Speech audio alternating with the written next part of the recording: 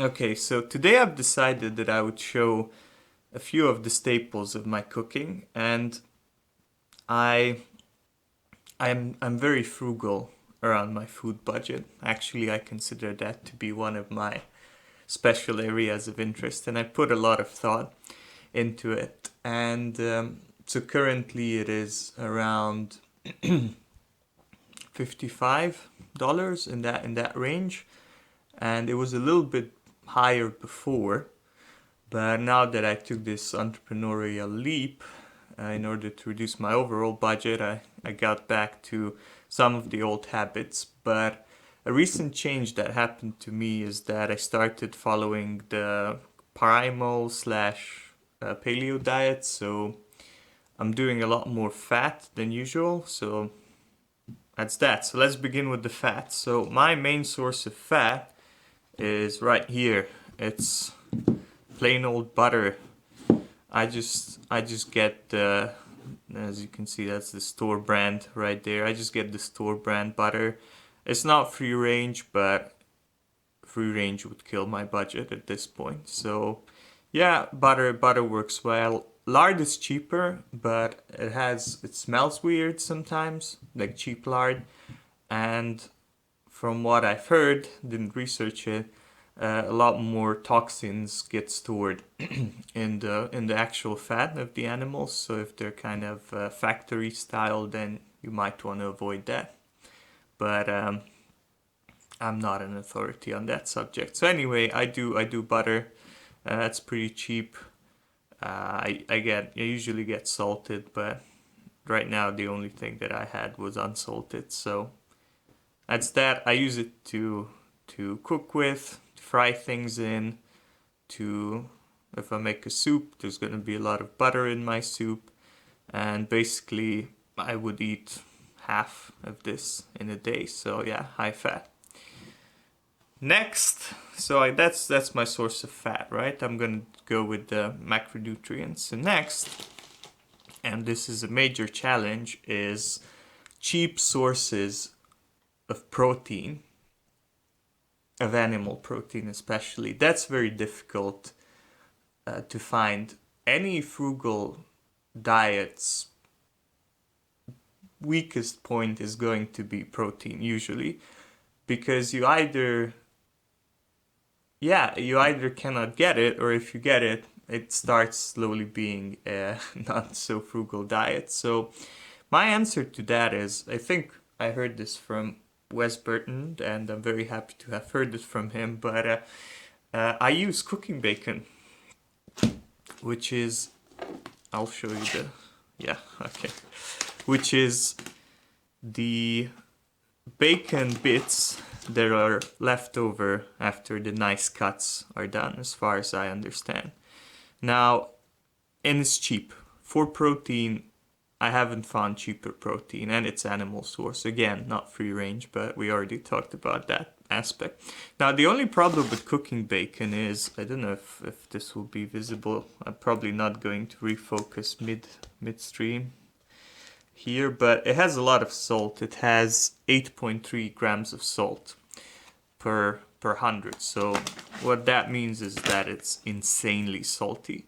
And that's something that almost made me stop eating cooking bacon. But I googled it, and it turns out there's a solution for removing salt. So there were two ways recommended. One was, I'm going to tell you the one that works, so that sticks in your memory first, actually.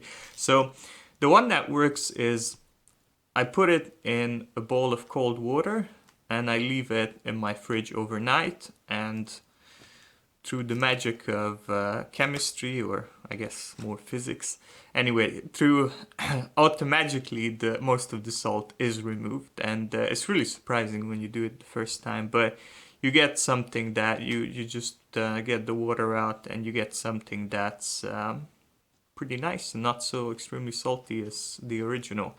Now you have to eat it immediately afterwards, but yeah, you can.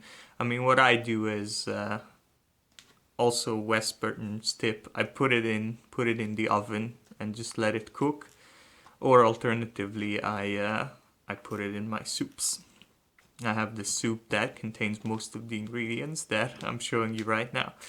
Okay, so this is my source of protein. I also did eggs, but you may be surprised by this, but if you're going for a really budget diet, actually eggs are not so great. Again, by my definition of what a budget diet is. So eggs are pretty expensive. Sometimes I get discounted eggs, but I used to have 6 a day, but now I kind of reduced it. I still have it, but it's not a main staple.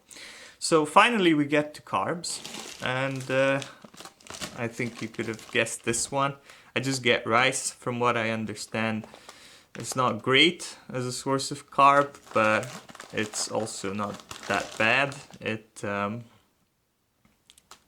doesn't contain anything either in terms of nutrients or anti-nutrients, so if you don't eat a lot of it, you can kind of use as a staple. It's extremely cheap. It's the cheapest food out there in terms of how many calories you get per for your money, so per unit of currency. And you can visit valiantgrowth.com/episode 14 for that idea, and I'll repeat that at the end. So yeah, just rice, cook it, put it in a soup a little bit, 100 grams a day, 80 grams a day, something like that. So next, my source of vitamin C is this pepper, and I think I about need this much a day, and this is one of the cheapest sources that I found that's also enjoyable. Now, another interesting fact is that you get vitamin C from potatoes, which I didn't know before I started this research, and that's an even cheaper alternative to this. But that would be too much carbs, so I don't have it. But if you don't mind, get potatoes, and they actually have vitamin C in them.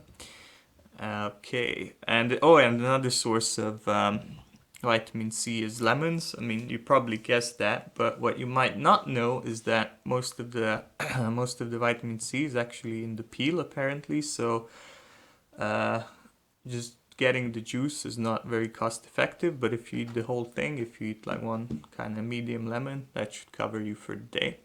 Now, my source of vitamin A is old carrot here.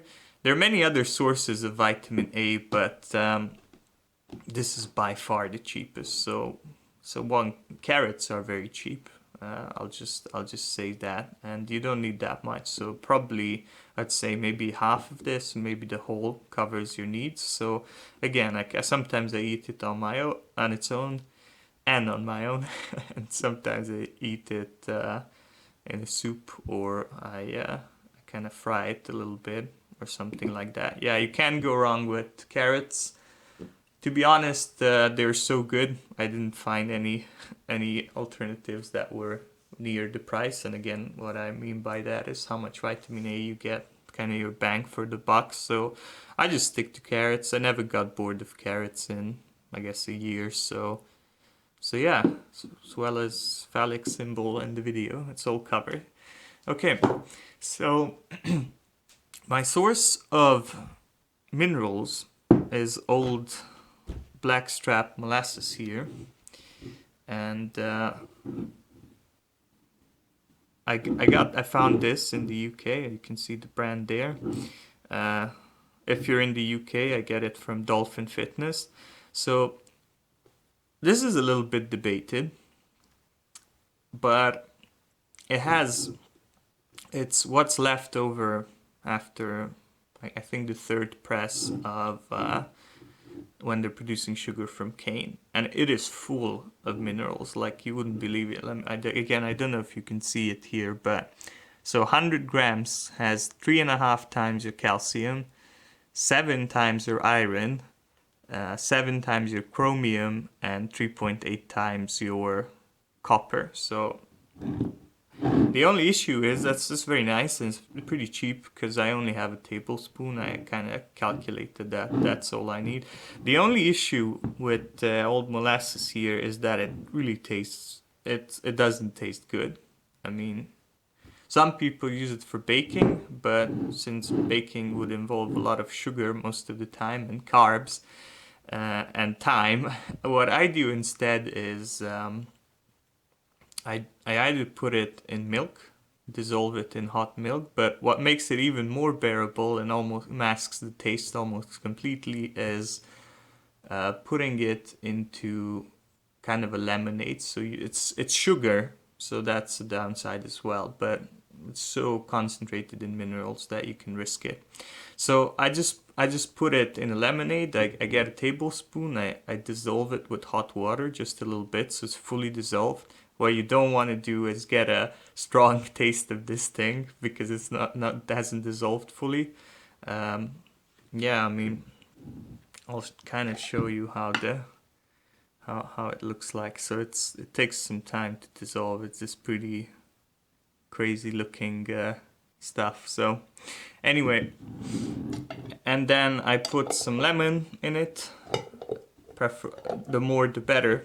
And then I put a little bit of sparkling water in it. Now that's a killer in terms of tooth health, but since it's kind of the only cup a day, it's not so bad. I can manage that.